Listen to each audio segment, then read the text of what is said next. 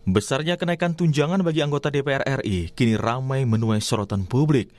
Wakil Ketua DPR Adis Kadir bilang, gaji anggota DPR 2024-2029 tidak naik, kecuali kenaikan tunjangan seperti beras dari 10 juta menjadi 12 juta rupiah. Selain itu juga ada tunjangan transportasi atau bensin dari 4 sampai 5 juta menjadi 7 juta rupiah. Menurut Adis Kadir, harga beras dan bahan pangan pun memang sedang mengalami kenaikan, sementara gaji anggota DPR tidak naik selama sekitar 15 tahun.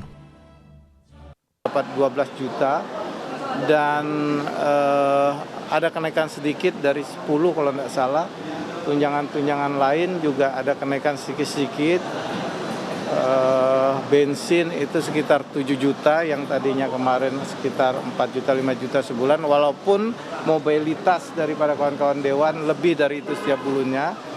Jadi kalau dulu gaji kawan-kawan itu terima total bersihnya sekitar 58, mungkin dengan kenaikan gaji tidak naik ya, saya tegas sekali gaji tidak naik, dengan kenaikan tunjangan makan disesuaikan dengan indeks saat ini mungkin terima hampir 69, hampir 70-an.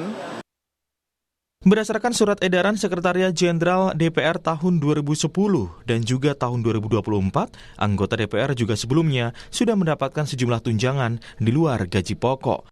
Tunjangan melekat seperti tunjangan jabatan, tunjangan suami atau istri atau anak, hingga tunjangan pajak penghasilan, totalnya sekitar 15 juta rupiah. Ada juga tunjangan lain seperti tunjangan kehormatan, komunikasi hingga bantuan listrik dan telepon mencapai 34 juta rupiah, sementara tunjangan rumah mencapai 50 juta rupiah. Wakil Ketua Komisi 3 DPR Ahmad Saroni merespon soal tunjangan DPR yang belakangan ini menjadi sorotan publik. Saroni bilang, tunjangan rumah 50 juta rupiah justru lebih efisien daripada anggota DPR mendapat fasilitas rumah dinas. Karena biaya perawatan itu tak terhingga. Ya, banyak rusak AC lah, perlengkapan di dalamnya. Kenapa waktu itu banyak yang kasih masukan lebih baik dikasih tunjangan tunai, di mana tidak memberatkan negara agar posisinya tidak anggaran negaranya tidak terganggu. Jadi jangan dilihat karena nilai uangnya fantastis nih, enggak, itu biasa sebenarnya. Cuman kan ada orang yang nggak senang, gila DPR semau-maunya gitu, dapat duit seenak-enaknya ngelakuin hal enggak. Kita orang adalah perwakilan yang dinamai adalah pejabat publik yang juga digaji oleh masyarakat, uangnya pasti kembali ke masyarakat. Analis politik sekaligus Direktur Eksekutif Parameter Politik Indonesia, Adi Praitno menyebut kenaikan tunjangan anggota DPR melukai perasaan publik karena di saat yang bersamaan masih banyak warga miskin dan kesulitan mendapatkan pekerjaan.